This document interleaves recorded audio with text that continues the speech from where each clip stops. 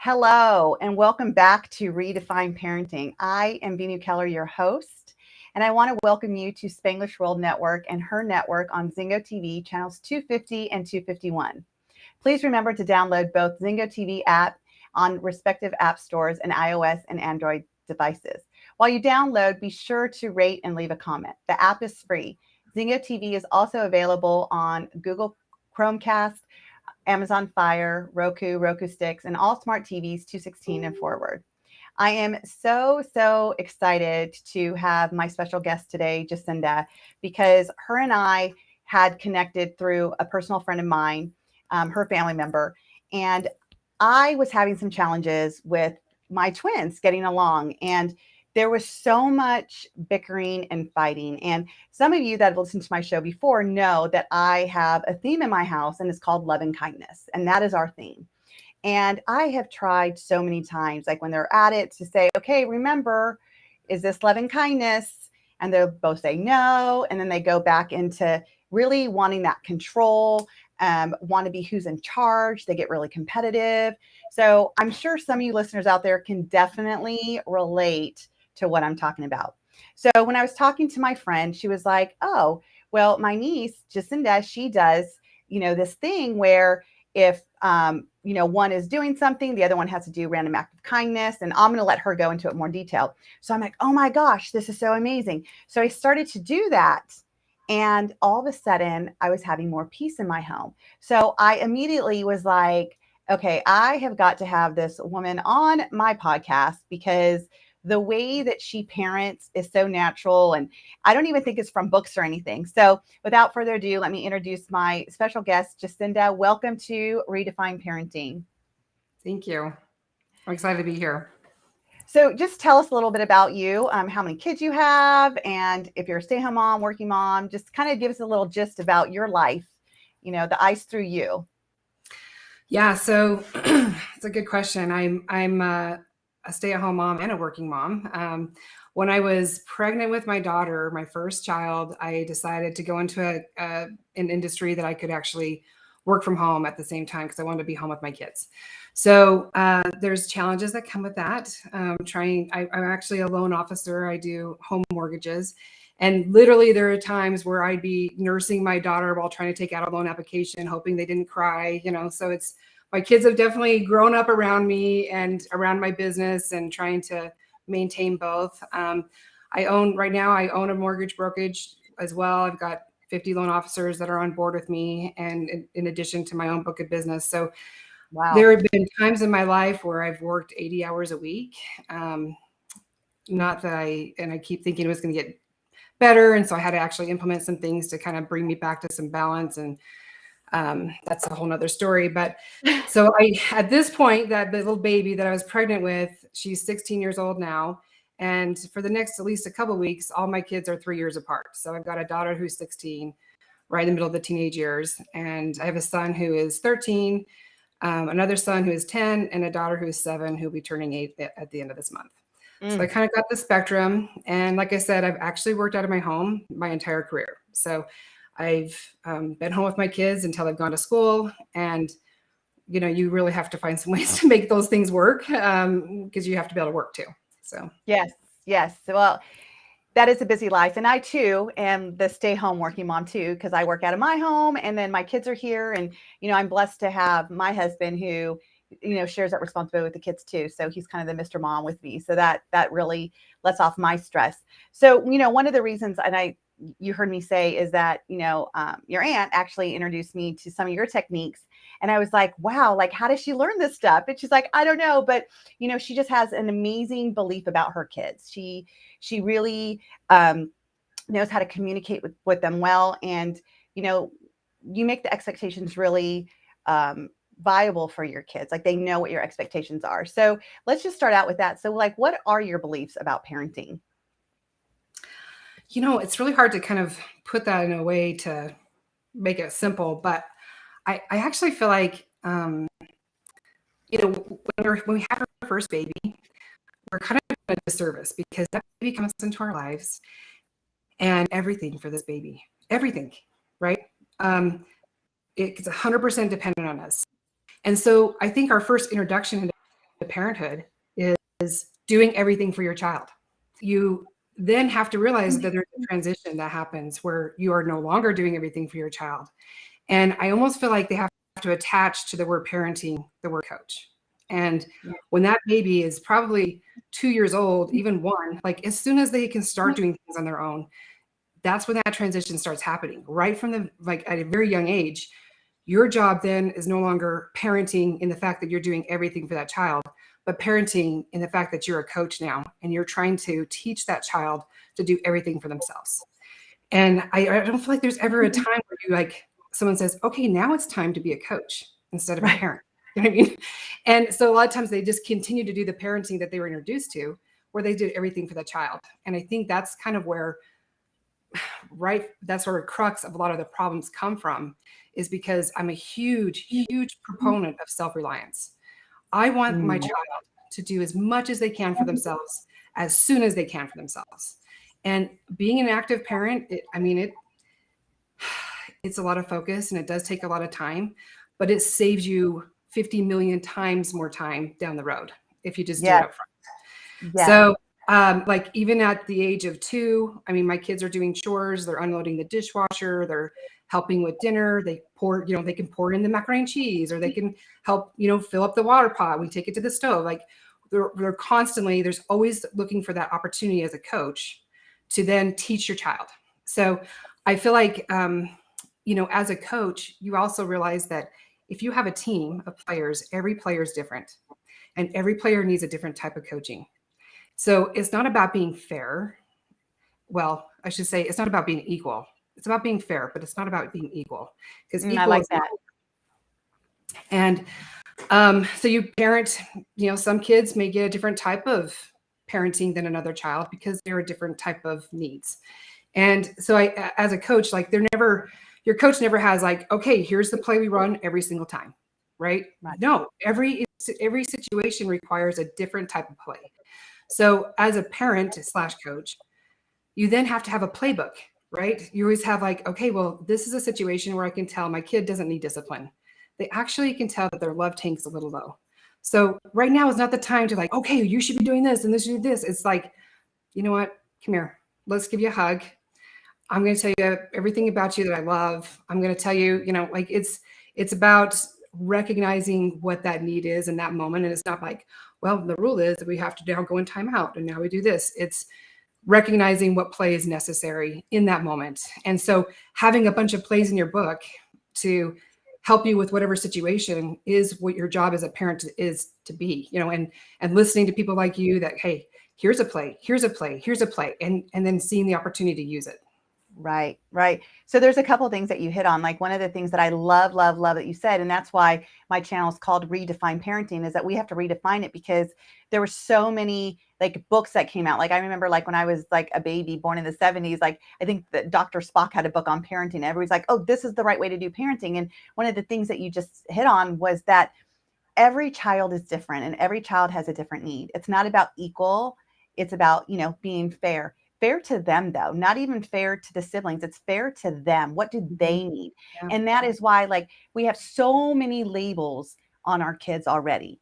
And now we put so many labels on how we're going to be the right parent, conscious parent, mindful parent, helicopter parent. And I always say, let's take off the labels and let's just be the parent our child needs us to be. And I like how you differentiated the coach from the parent, because I think the coaching style of the parent, right, is the one that allows them to guide them versus saying you have to do it this way. It must be done this way. It's a guide. It's asking questions for them to get them curious, not critical about what they're doing.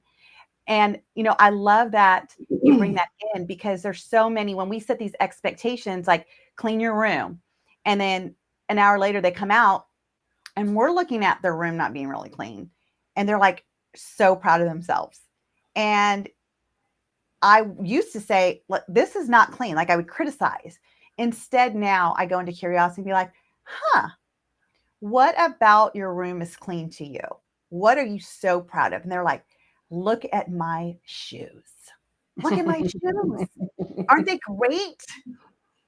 And in their mind, that was clean. That was what was messy to them, because I was not clear in my instructions and I left it up to them. So it's And then I celebrate that. And then we go on to what else can look that way, right? What else can look as organized as your shoes at this point?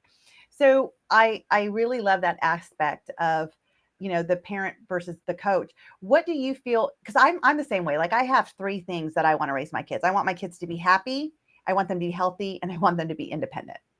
Those are the three things that, is my end result for my children. And so, like you, I want to create that independence. I want to give them opportunity to do chores, not just to create that independence, but to create their self-worth. That you're worthy of doing this chore, you're worth helping out in the family, and you're worth, like, I know when I make a great meal for my family and they love it, how great I feel that I was able to provide this great meal that I cooked for them. So how could we give our kids that same self-worth, that they were able to do something so great that led to the family? But I'm curious with you, Jacinda, when you say parent versus coach, what do you feel like a parent is versus what a coach is when we are parenting? Well, I think a parent, like I said, sometimes our introduction to parenthood kind of does us a disservice. And a lot of times we kind of want to protect, and we want to, ooh, are they ready for this? Right. Where a coach is like, hey, we are here to develop them. And you're a little more aggressive with maybe what you wouldn't think they could do. And I feel like your kids live up or down, obviously, to your expectations of them. So let me give you an example. We just went on an Alaska cruise. We just got back last week. And my daughter, who's 7, she was supposed to meet some people up at the Lido deck to go swimming. And she's like, Mom, can you take me? And I'm like, oh my goodness, Carissa, you're almost 8 years old. You should be able to navigate this ship on your own. You don't need me to show you how to get there. You know what I mean? And she's like, oh, Mom, please, can you just take me? And I'm like, no, you are old enough to do this on your own. And we kind of went through and just went through how the ship worked and where to go and how to go up in the elevators. And she was so proud of herself being able to navigate the ship all week long, you know what I mean? Which this is something she was begging not to do, right? But once she understood it and she could do it on her own, she absolutely felt so much confidence, so good about herself. Like, she could take her other cousin who's younger and like, hey, we can go down to my room, you know what I mean? Everything. So I think we tend to hold back and miss opportunities as a parent. As a coach, you kind of have a different mindset. And so I know that, by the time my kids are 5, their job is, they will get themselves out of bed for school. Like, I do not wake them up.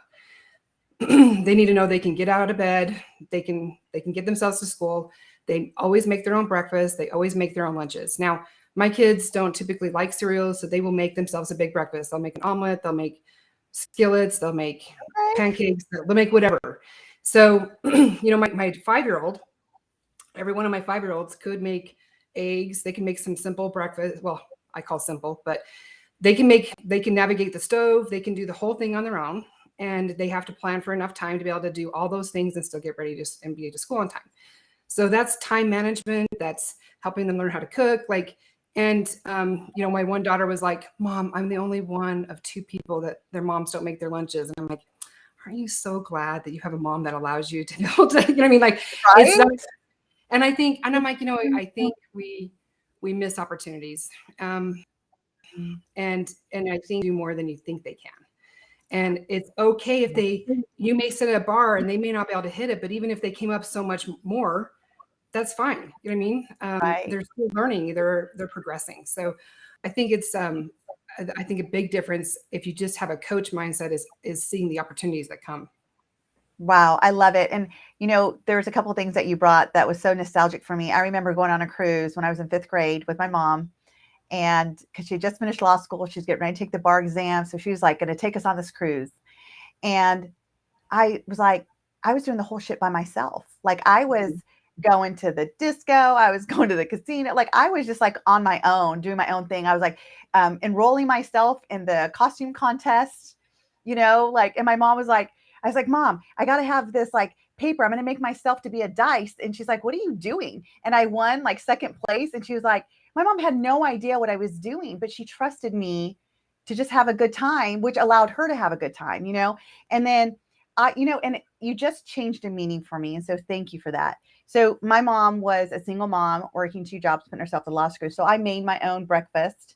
I made my own lunch. And I would not make lunch. Like I'd be there looking at people going, oh, can I have a piece of that? Because I was hungry because I did not make my lunch. But my mom didn't either. And she would make dinner and I had to microwave it because she would be at law school. And so, and this was starting like when I was like 7 years old. And I just realized that that's probably why I'm still a go-getter and I just do things on my own and I forget to ask permission. I just go, go, go and do because of the skills that I learned. Like I was cleaning the house, vacuuming, cleaning bathrooms, doing laundry by 7 years old. Like that was the chore. And my mom says, you know what? I'm sorry. I'm at work. I'm at law school. This is what you and your brother need to do. And there was no question about it. We just were able to do it. And I just lost her. So I'm just going to continue with this. Oh, there she is. Okay. So, so I was able to learn those independent skills. And so I think what you're doing is amazing. And, someone just commented that their mom was just like that, that everybody helped with chores. And I think we've gone into, when we look at the different generations, like the millennials, a lot of them, I know for a fact, I did this too, was that I gave them everything. Like I didn't give them a lot of chores because I felt bad that I had all the chores. Like I tried to overcompensate for what I thought was a punishment. And yet my kids know how to do the dishes. They know how to clean a bathroom. They know how to do everything because it got to that point where I have, you guys got to be independent. And now my older kids that are 28 and 23, they live on their own. They have clean houses. They know how to do their laundry and they have an expectation of cleanliness too. So I definitely think that is so beautiful in what you're saying. Cause I think even now people are not letting their kids get up when they fall. They're picking their kids up. Not everyone, but there's a lot of people out there that are doing that. Well, and I think, so like I grew up very, very, very poor circumstances. There was 7 kids in my family. And, but I look at the end result of that 7 kids and 6 of the 7 of us make over 6 figures a year, right? Every one of us, we're super successful. And I think, okay, so I have been very, very conscious on what I wanted as an outcome for my kids right from the beginning. And, we've got to a point where we're very affluent now. And I constantly am checking with myself because I'm like, I do not want to produce children that go out into this world as entitled people. Right. That's kind of like my hot button for me. So a lot of what I filter and a lot of what I do is thinking, okay, am I producing an entitled child? I mean, that's honestly like how I'm kind of sorting things through. And I look back at my childhood and I 100% knew that if I wanted anything in this life, I would have to go get it. There was never a safety net. There was never going to be help coming from my parents financially on anything. I didn't even know that parents actually paid for weddings. That was a total foreign concept. I didn't even know that existed. I didn't know that parents paid for college. That's another thing that I didn't even know that was something that people did for their kids. But that said, when I'm looking at what my plan is for my kids, I'm always looking at entitlement. And I don't feel like growing up and doing chores and having to do things for yourself and go out and earn money, you know what I mean, is a bad thing. I feel like that's what teaches you about life. Like you're in a training room right now before you go out to the real world. And if you don't train them in the training room, it's going to be really rough out there in the real world. So absolutely. I was on that cruise with my husband's family and his cousin was asking about, do I pay my kids allowance? And I said, you know what, I have thought so long and hard about this. And I can tell you what I've come up with, like for myself, and what I feel like is right for my kids, which is I don't pay my kids allowance. I don't pay them. I don't feel like they should ever get money for free. You know what I mean? I'm like, well, they do chores. And I'm like, I want my kids to know that there is a community out there and you're not always going to get paid for everything you do in the community. We are as a family unit and we work with the family to make us successful. And I think the things they do around the house is part of being part of the family. No, that is not something I'm going to pay you for. And she's like, well, I mean, what about like when we're in these ports and they want a souvenir? And I said, you know what? I did. I said, hey guys, I'll let you pick out a souvenir as long as it's not something junky that I want to show, throw away as soon as we get home. I don't want any knickknack. A useful souvenir. I'm gonna go ahead and allow you to buy one, and I'll pay for one. And I said, let me tell you what. Every one of my kids were extremely grateful. They were just, wow, oh my goodness, thank you, Mom. Like, they were just so over the top grateful for being able to pick out a souvenir that I was going to pay for. And I said, how often has Spencer thanked you for his allowance? Is he over the top grateful every time you give your allowance? Because now he has money to buy that souvenir, but he feels like that money is his. You know what I mean? It wasn't a gift. And I feel like she's like, well, how are they going to go out and earn money? I'm like, the same way I had to figure out how to go out and earn money. You know what I mean? Like you have to go out and figure out a babysitting job, or you go out and pull reeds for your neighbors. That's not fun, but that value of that dollar means something to them. And I'm like, but you know what? I am not Spencer's mom. I have no idea what's good for Spencer. Right. You are probably doing the absolute best thing for Spencer. And that is absolutely going to teach him exactly what you want to teach him. So I'm not saying there's a right answer to this at all.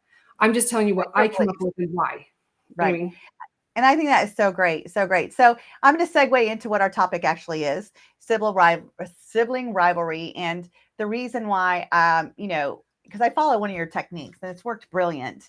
And, but I wanted people to understand your beliefs, because I think it's a great segue into what you do with your kids and the why behind it. And so I'm going to let you share about the whole acts of random kindness to get your kids to get along, and maybe some other things that you believe about why kids fight or why they don't get along, and maybe some other strategies that you've used that I could take some notes on too. So what you're talking about, I came up with on the spot because my youngest daughter is going to be my hard one.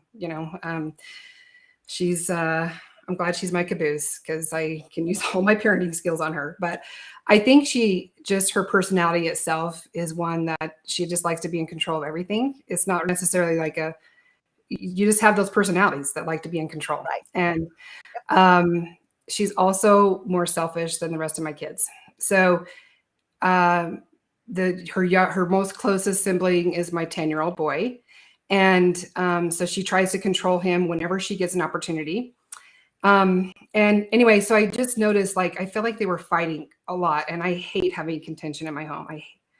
It's something that really bothers me. And so they were fighting, and I just said, Carissa, because again, I noticed it's becoming out of selfishness that she was doing things. And so again, it's identifying the root cause of where's the contention coming from. And so I said, Carissa, and Tristan, because he participates in the fighting. I said, listen, every time you guys are fighting, you guys then have to do some acts of kindness. So it's not so much service, but acts of kindness. It could even just be allowing them to go through the door first, because that's something they fight about. I don't know why, but they do. You know what I mean? Like, she just tries to get in front of them. You know what I mean? And it just bugs him, right? So then she allows them to go in the door first. Like, that's thinking of someone else other. I just wanted to retrain their brain and have them focus on something that, like, I want them to focus on what I want from them. And that is serving each other and looking for ways to be kind to each other. And so it just kind of, they had so many acts of kindness they had to do every day. It was a lot more in the beginning for them to kind of train their brain, and they kind of had to check that off every single night. And it just allowed them to kind of, again, shift their thinking instead of seeing, well, how can I control him, or how can I get in front of him, or how can I do this, to this is an opportunity where I can serve this person. So I think that's what you were talking about, but you took it and you made it like 5 times better. So you probably. I just did because I work so much and I could not keep up with who's on what, right? So I made cue cards with each of their names on them. Like, I had one, Samuel, and then Sage. So my daughter, because I have the twins that are 10, and my daughter, Sage, again, like, I call her like the alpha, right? Like, she wants to be in charge. I feel like she's always wanted to be in charge since she was in the womb. I always tell this story, and I tell this to them. I said, because his water broke first. And so, and her water was all, good. I'm like, see, you even kicked him out because you wanted to take over the space. And so, like, that's like the running joke. But it also seemed true. Like, she was always 2 steps ahead of him. So she would antagonize him a lot. Like, she would take his pacifier and, like, she would literally go into his crib. Like, we have this on the monitor, going into his crib, taking his pacifier out of his mouth, throwing it outside, flipping over. And he couldn't do that. So she's sitting there holding his pacifier, sucking on hers, and he's sitting there screaming. And we're like, what is going on? So, like, literally, this is how our life has been with the twins for the last 10 years. And so when I heard this, I said, okay, this is great. So, like, all of a sudden it was like, Sage, I'll get your milk for you. Sage, I'll clean your dishes for you. And I was like, oh my God, I love this. And the rule was that Sage could not say, no, I don't want that. You have to do something else. Like you had to accept whatever that person was doing for you. And so the problem was, is like when this would happen and I was like with a client or something, they would say, oh, I've already done it. And the other one would say, no, I didn't. No, you didn't. So I made those cue cards. So when Samuel actually did do an act of kindness, then he would have to give the name tag to her. So I could collect them so I can see that it was actually received. Because there was a lot of like, well, I did this. Like I let you sit on, like I let you touch me during watching TV, like the leg to leg. And so it was interesting. But what was most interesting is that when we would go through that and say, okay, I want you to tell me what this one meant. Like, what did you do for this card? What did you do for this card? So it was also, again, retraining the brain, because I wanted them to revisit what is acts of kindness. And also, how did it make you feel to do that? How did it make you feel to get her glass of milk or to get his glass of milk for him or to open up the fridge or also to let him go before you? Like they always fight who's going to get in the car first. I'm like, there's two doors, two sides, guys. Like, just pick a side. Like, it doesn't matter, but they're always like, oh, because there's that competitiveness also. So, I mean, I think my daughter probably resonates with your daughter with that selfishness more so. But there's also that competitive side, that like who can get there first, who gets to do it first, who. The other thing that we always fight about, well, we used to, not anymore, is who goes in the shower first. And like, does it matter? Like you both are showering every night. Like, so does it really matter? So I actually got this ball at the Dollar Tree, and it was like, just like a dice, but it was like plain, so I could write their names. So I wrote their names on it. And so we would like roll it, and whoever's name it landed on would have to go. Well, that worked for about a week because my daughter's name kept showing up. And then they started fighting about who got to roll the dice, because whoever had to go first got to roll the dice. Well, yeah, that didn't work so well. So that we scratched that idea, but it might work for somebody out there. So now we tried pick a number. That didn't work either. So what we did is now I have their names on my calendar. So there is no more arguing. Like whoever's name's on there is a person who's going that day. So that has brought peace for our showering. And literally we've gone 3 weeks without fighting over the shower.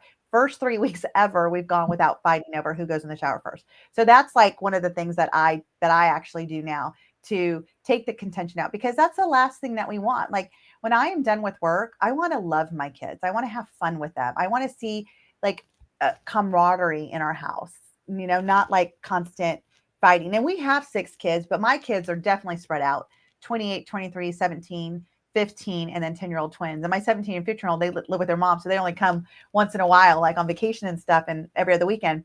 So that's not too bad when we put the 15-year-old in the mix. It's not too, she's almost 15.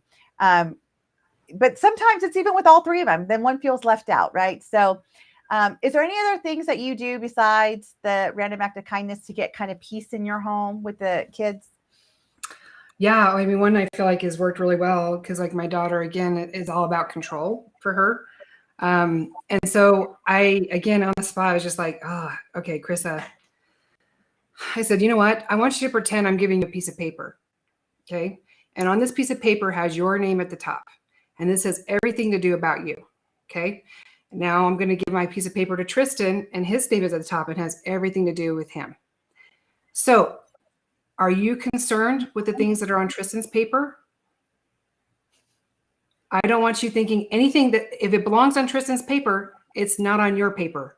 You need to think about what's on your paper, and Tristan will think about what's on his paper, because she'd always be like, well, Tristan's doing this and Tristan's doing that. And, like, she's always like trying to like, oh, you're doing this. And like, oh, Tristan, well, you can't have a second dessert. You can't do this. And I'm like, Krissa, is that on your paper? You know what I mean? And so what it is we have an agreement between the 2 of them that if one of them starts trying to do things that, control the other person that's on their paper, like the things that are about them, and they have to take care of it, and it's between mom and that person, that they can say that, like, hey, Trissa, you're working on my paper, right? And it's kind of what I like about it is it gives them that framework and that idea of like, okay, this is my box that I play in. You know what I mean?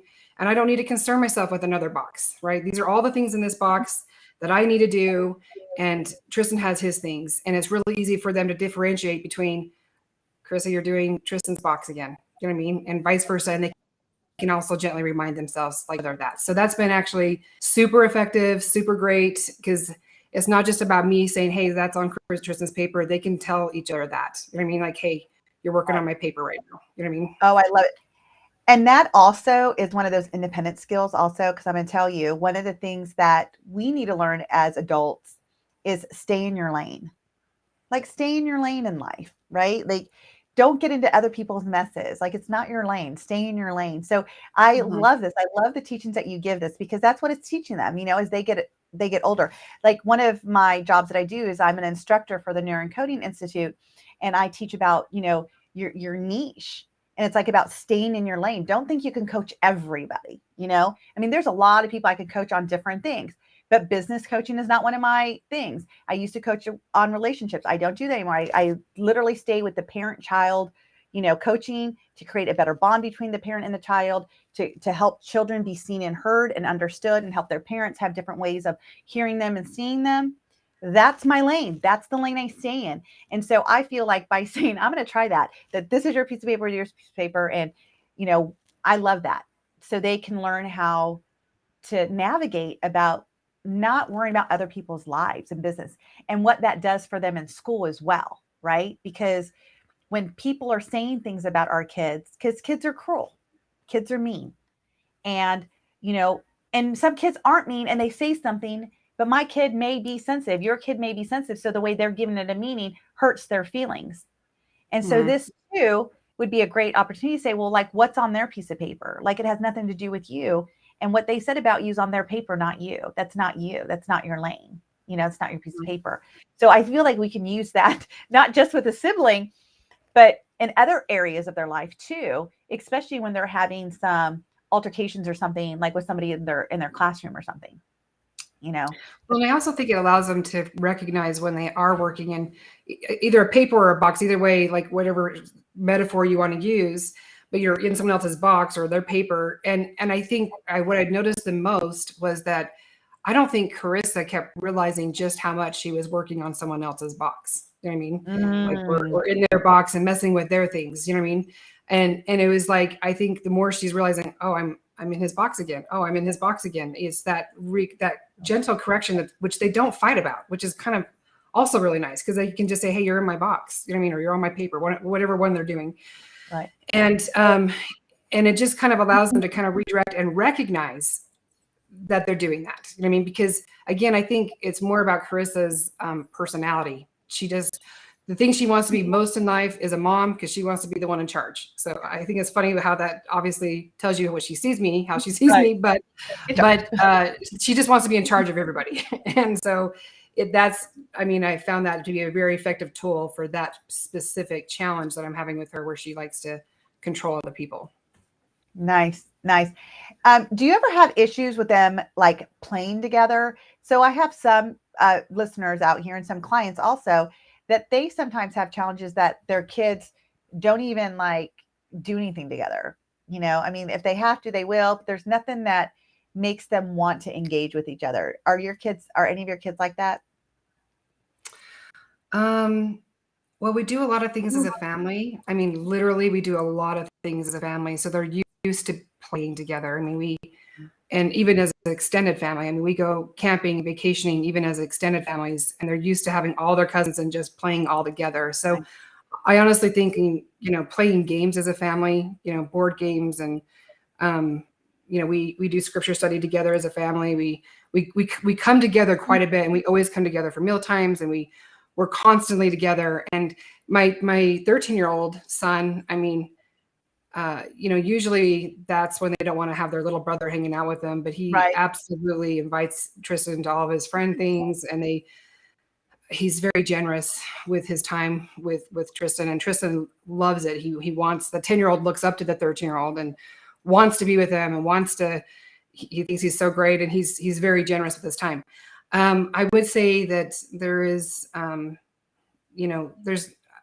it's not always rainbows for sure.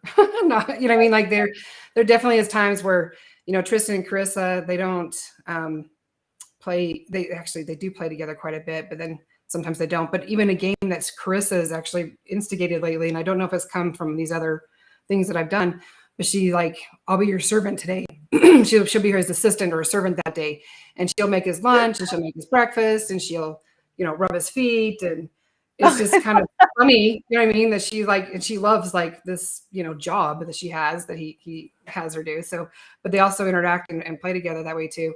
So, I think it actually comes from examples of the older kids. I think it comes from examples of you and including them as a family. I mean, we go out and play bocce ball together. We honestly do a lot as a family and all together.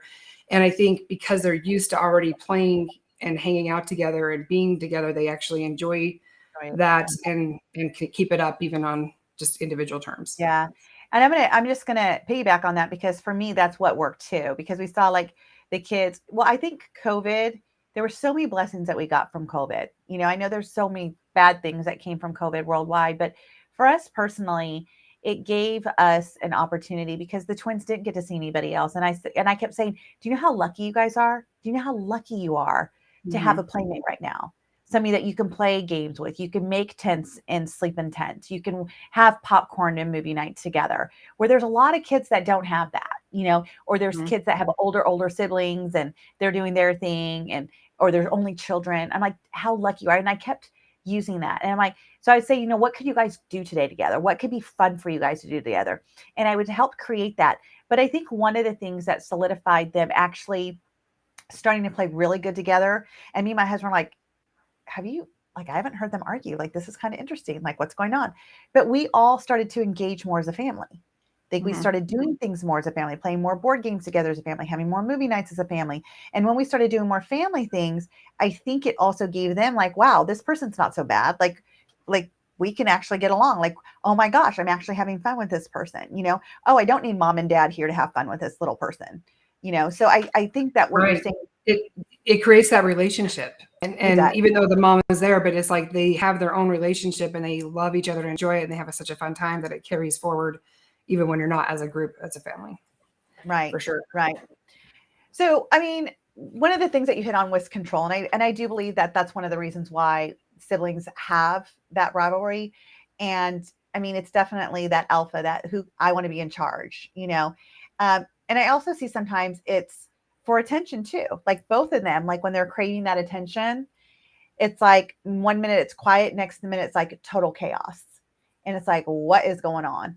And it's not even, I don't know. It's not even about control. It's, I don't know. I feel sometimes it's really just about how can I get attention? So the one wants attention because they're not getting it. So they instigate the other one, right? And so they instigate the other one to start that fight just because they wanted attention. So, I don't know. Do you ever see anything else besides just the control that starts maybe triggers sometimes? There's a lot of blame that goes on too. You're wrong. I didn't say that. Well, this might be a little taboo, and I apologize if this offends anyone, but I am a deep believer in God, and if you believe in God, I think there's opposition in all things, right? There's light and there's dark. So I do feel there are influences out there that really try to bring contention into the home and try to create strife and dispel, the peaceful spirit that's in the home. So I actually, and whether you believe in God or not, and whether you believe in Satan or not, the concept, I think, is still valid in the fact that when you have them recognize that there are even forces, whatever you want to call it, that are also trying to get you to hate your brother and you're going to fight, and that I do kind of some fun things around that as well. So it's hey, who are you listening to right now? And I kind of actually I'm all about visualizations, especially for kids. They all love to visualize. And and I call them Satan's angels. So however you want to look at that, but I'm there is Satan's angels whispering in your ear right now. And he is wanting you to engage in a way that is bringing contention in our home. So are you going to listen to that? Or are you going to not pay attention to that? Are you not going to follow that? You're going to make a better decision for yourself. You're going to make a better decision for your life in following the light. You know what I mean? We are light seekers, right? We are seeking and being lights for this world. And the only way to be a light is to keep the darkness out. And so you have to recognize when those dark forces are welling on you. You know what I mean? And like I said, it's a great visualization for them because they realize like, hey, yeah, I'm not going to listen to this joker over here who's just Right. trying to destroy my life. And we've done some really fun things about this one time. I mean, my two boys, they don't fight very often, but they were kind of fighting my 13-year-old and my 10-year-old. And I told them, I said, hey, they came in my office right here, and I said, hey, you know what? Again, we have Satan in our home right now, and you are my warriors. You know what I mean? You two are my warriors, and you are my generals, right? You're gonna kick Satan's butt, and you're gonna get him out of here. You know what I mean? And we're gonna give you this sword of truth. We're gonna put this helmet on, to block your brain. We got our breastplates. We kind of pretended to fit them up with their stuff. And I'm like, okay, you guys are all ready for battle. I want you to go out there and kick Satan's butt and tell him he's not welcome in our home and get him out of here.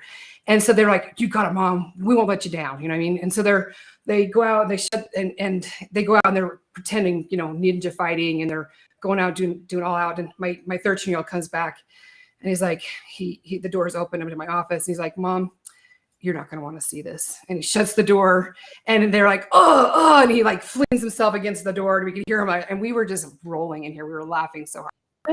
But what that did is it did things that like, it allowed them to align together. It allowed them to fight. Like they're warriors of light. You know what I mean? And they are going to dispel the darkness in our home. And so now they have a common purpose and goal in mind, and they can do it in a playful way, and they can get that energy out, and they can get, so it was a really fun, playful way to do it. And you can kind of always come up with things on the spot to do that. But the idea is the same, where you're like, recognize that there is darkness going on right now, and recognize that you, and remember who you are. You have to remember that you are a light and lantern in this world, and you will bring light to others. And you have to constantly do that daily to keep your light shining.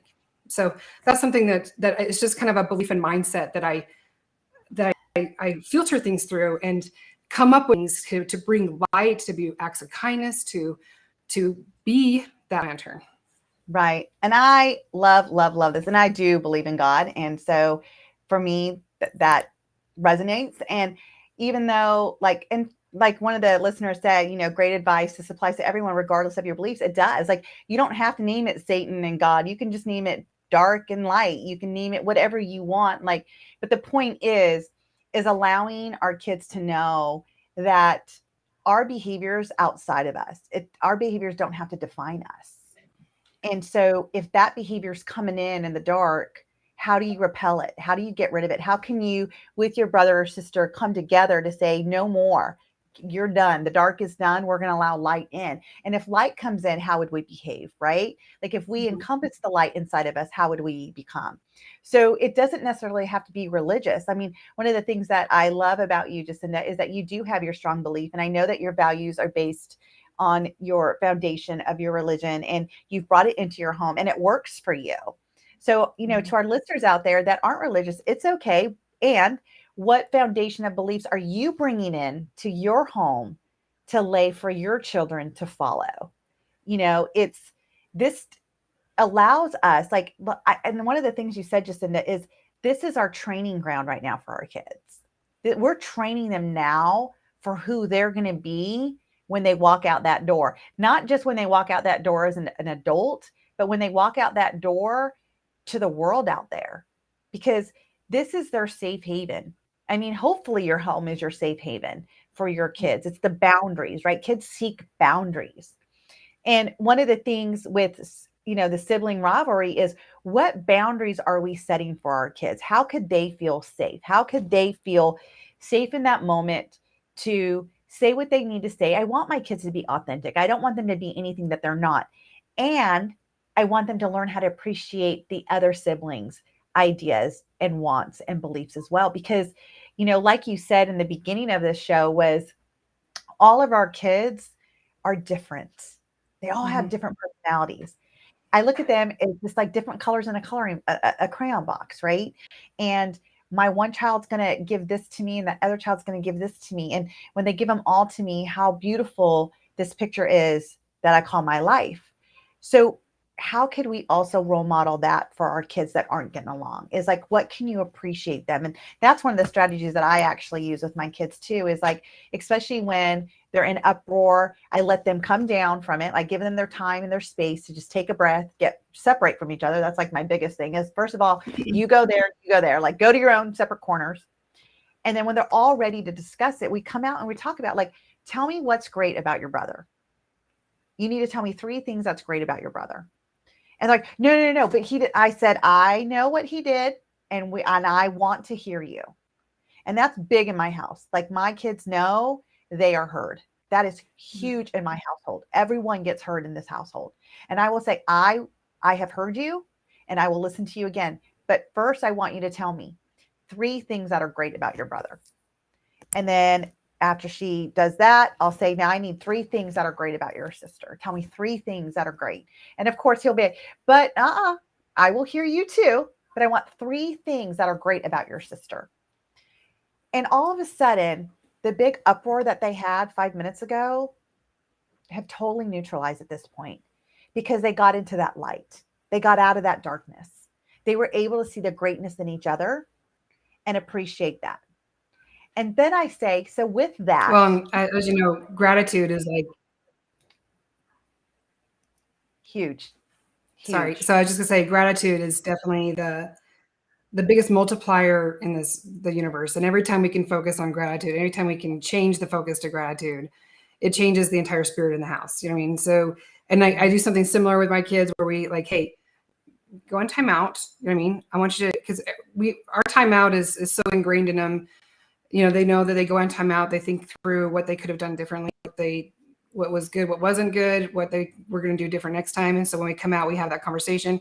But, you know, sometimes it's like, hey, I need you guys to go on timeout together, and you're going to hug each other, you know what I mean, for a minute. And then I said, okay, I want you to look into your eyes, and I want you to say how much you love that person. And, or I want you to tell them how much was something, again, like you were saying, was something you appreciate about that person. And a lot of times they are laughing by this point. You're like, and it's like the 2 boys. I'm like, Tristan, I want you to look into Xander's big, beautiful blue eyes and tell him how much you just love the crap out of him. You know what I mean? And they're laughing. You know what I mean? It's because it's about being playful. You know what I mean? It doesn't have to be something serious. It doesn't have to be like, I think my connection's getting crappy. Sorry. That's okay. Can you hear me still? Yeah, I can. Yeah. So, I mean, okay. All of these are similar thing, but yeah, just right. And that's what it is. It's the gratitude, right? And so when you bring gratitude, it neutralizes the darkness, if you would, because the gratitude is the light, you know. And you know, one of our listeners said every parent needs to have a moral compass. It needs to be discussed between spouses in order to be on the same page. And I agree with that. Like, my husband and I, we're very spiritual people, and we always talk about gratitude. Like, gratitude is our foundation. You know, at night when we do our prayers, and we're grateful. What are you grateful for today? What are you grateful for in your life? And again, it's like setting that foundation. So, so we're just a few minutes. Jacinda, is there anything else you would like to share with our listeners that, you know, are having any golden nuggets you can tell them if they're having that challenge, that contention, that they just want that peace in their house with their kids always kind of fighting and arguing? Well, I guess to put it simply is to look for the ways to bring light into your life, like to bring light into the home and filter it that way, and just think like a coach. But I also I just know so many parents, and I just want to say this too. If you're on this program, it's because you're looking for ways to be better. And there's so many people that don't. And the fact that you're even on here, you should give yourself some grace. You know what I mean? You're being the best parent you know how to be. And keep with it. You know what I mean? They don't come with instruction manuals, and we have to figure it out, unfortunately. But you're actually going some other places to see different plays that you can put into your playbook as a coach, and different ways to maybe approach a situation and see what works and what doesn't work for your individual child and your individual households and your individual personalities. And so the fact that you're even here says a lot about you as a parent, and just keep up the amazing work. Oh, thank you. Thank you. That was so done with grace. Like, absolutely give yourself grace. You know, there is one question. One of our listeners asked, do you find these behaviors more in son versus daughter? For me personally, this is my first time having a son and daughter being raised together. So I find it more equally. I would say that my daughter, when she was younger, would be more the instigator. And now I feel it's kind of equal. What about you, Jacinda?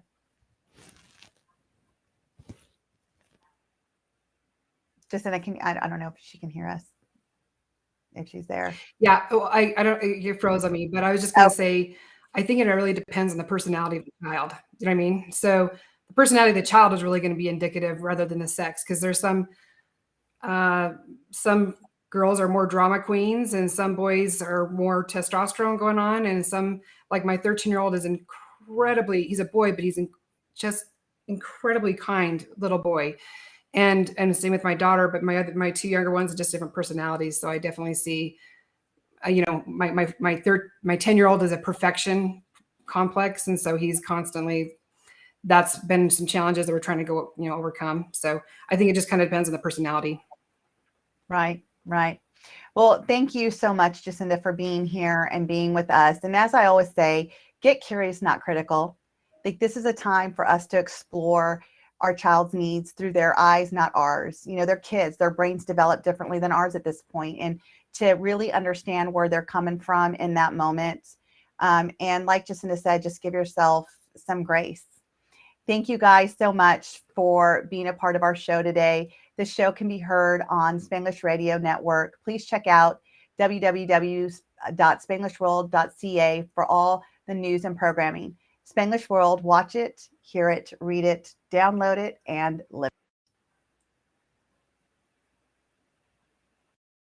it.